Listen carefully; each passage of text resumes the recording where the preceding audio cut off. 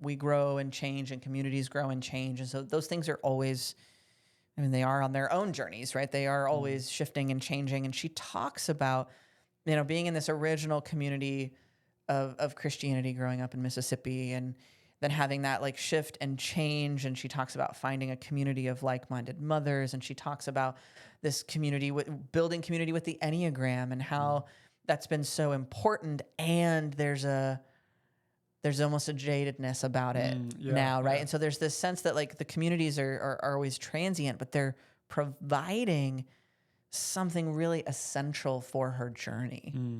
And I just think that that's so interesting. Also, kind of like circling back to the holy origin, in the original definition, I just asked her right out of the gate, let's define our terms. What is spirituality to you? And she, at some point, calls herself an animist, that like, it's everything. And I remember sitting like across the table from her and just being like, damn, that is holy origin if I have ever heard it. That like, yes, I'm special, but everyone is special. And we're like, I'm not the center. The ball is not even necessarily the center. We are all in it. It's not even a ball. Good. It is everything. It is everything. I think she even says something like, not even God is the center. Yeah. And it's like, it's all of it. And I'm just like, that is such a great description of what a 4 can experience in this like holy origin space, that like, and what's amazing about it is like, she describes that like, there's kind of this like light switch moment of then everything is beautiful. And she says the phrase several times, like the whole catastrophe of it, which is a very like 4-ish phrase. But it's so real and it's so true that like all of the sudden, it's not that only the extremes are real or gritty, but that like everything is suddenly beautiful, even the mundanity of it. Gosh, yeah. It's like, and that, in the same way that we talked about the 9s having this gift of like holy love, that in some way they really embody for the rest of us. 4s are embodying this for all of us. We all get to benefit from that. That like, there's a beauty in all of this. Yeah. Wow. Yeah. That's just hitting me right now. It's almost like, they're searching for the saturation that comes from the extremes, but there's this movement and realization, or grace gift of holy origin that maybe comes over, especially a 4, just the saturation of even the mundane. Yeah. Not in a way of amplification of the mundane, but in actually, I don't know, fully experiencing and being with what is, even if it's in the mundanity. Even if it's standing in line at the DMV, like, and that's the thing, is that it's in every type around the circle. We can go around the circle. It's looking at, it's like not changing what you see, but changing how you see. Yeah. Right. When you change how you look at things, what you look at changes. Yeah. Oh man, that was clunky. But like, when and your that's worldview changes, your world changes. Exactly. And so that's exactly what's happening for the 4. And it's what's happening for all of us as our worldview changes, as we start looking at things differently. What we're looking at changes and is we realize that what we were wanting is right here. Yes. Right. What we were, and you said it in the last episode, like what the treasure you most seek is in the cave you least want to whatever. It's like, like that's where the magic happens, because we have to step outside of ourselves, right? Outside of our habituated responses, the way we always think, the way we always feel, the way we always act. And the thing that we really want is out there. Gosh, I'm just excited to have this journey with each type to see these patterns and the unique way that they play out. But what we most want, what we're most imitating and substituting through our type, that the spiritual journey for these, the holy idea, the virtue, it's like, we can actually have what we want. We don't have to fake it. We don't have to substitute for it with our type. At the same time, it seems like the spiritual journey has this baked in that you have to confront the very thing that you most fear. Yeah. We don't, there's, maybe it's kind of like the 3-step that you were talking about. How would you label those 3 steps again? Kriya yoga. Kriya yoga. There has to be this refining process. There has to be the confrontation with the things we fear. We don't get to go just straight from like, this is how I'm trying to get it through my type. Oh, let me stop doing that. And I get to have it this other way instead. Yeah. There's an actual confrontation and refinement. And it's like, it's because we do what we do for a reason. Yeah. Right. And so to not do that, right, to let go of those things, even for a little bit, right, it's a challenge to us. It is. You will get smacked in the face with the very thing that you have been trying to avoid. Like, it's not a sidestepping of that with the spiritual journey. Oh, I can kind of bypass. Yeah, and you can like we talked about in our intro episode with our own spiritual journeys, there's a way in which you can try to bypass that for a little while. Yeah. And if you are earnest in the spiritual journey, you will come around to this But like you've said so many times in this episode and past episodes, there is a relief to embracing that fear. Yeah. And that, like, to me, I'm learning that that's a really big part of how I know I'm on the right path. As an 8, I like to do hard things. And so the like leaning into the hard things of the spiritual journey, I'm like all about. And sometimes it's just hard and I'm realizing that like, actually that's my type coming in. And like, there's a way in which this stuff is hard. And there is this like sigh of relief that comes when it's the right hard. That I think that's what we're looking for, is like there's actually a peace, there's a payoff, not in a like capitalistic sense, but there is something that we are moving towards that is different. Yeah. And that's why we're doing this. Yeah, it's so interesting how our types are kind of screaming like, don't do this, avoid this, deploy this mechanism to make it through life. And at the same time, there is this like this salve, this relief of just like, oh, I can finally stop doing that. And it's not that clean and clear. You know, it's I'm condensing, for me, what's been 5, 6, 7, 8 years of, and I'm still doing it. And I'm going to do it for the next 5, 6, 7, 8, 80 years of my type kind of, I think I need to do this. I think I have to cope or manage or, and in some ways, sometimes we do. Yeah. I mean, it's always a dance, right? Like it is our types that create the capacity to have the thing that we want most. But we can't, it's like the types create the bowl. Yes. And then the types fill the bowl. And we don't need to get rid of the bowl. Yeah. We just need to take out what we don't need. Yeah. And then what we do need, what we are wanting, is what can fill the bowl. Yeah. And I think that's such an important piece as we like continue to look through the types as we move forward, that there's something about each one of these things, right? So like what Elizabeth is looking for and trying to experience, her type actually, you can see, has created the space for that to happen. She's an extremely talented artist, right? And she talks about her work and it's like, oh, that's cool. Yeah. And 4s do have this quote unquote unique perspective on life and the way things are playing out that actually allows them to feel and experience this beauty, this power, this, holy origin in all aspects of life when they aren't overdoing the amplification, right? When they aren't trying to create it themselves. And as we go around the circle, we'll just find all the other types that are like, well, this is what I want, and this is how I totally miss the mark getting there. Like, I try to get it through. Yes. This is how I try to make it myself, and I don't need to. It's so good. I love seeing these patterns, but seeing them uniquely played out. And, man. And then also uniquely played out for these different types, and then also universally played out in a way that I can relate to them. I'm not a 4, I'm not a 9, I'm not, and yet here we are. Yet here I am vibing, learning from what they are experiencing, maybe more acutely, but I get to experience and learn from, and they're my greatest teachers, you Yeah. know, and how they are doing what's going on in me too. Yeah. Awesome. Well, that wraps up our 4 teaching episode. Thank you so much for hanging out with us, for listening. If you're listening on the audio version, be sure to leave a rating and a review. It really does help people find the podcast. If you're watching on YouTube, don't forget, like, share, comment, subscribe, all those things that you can do. Hit that notification bell so that you know when new episodes are dropping.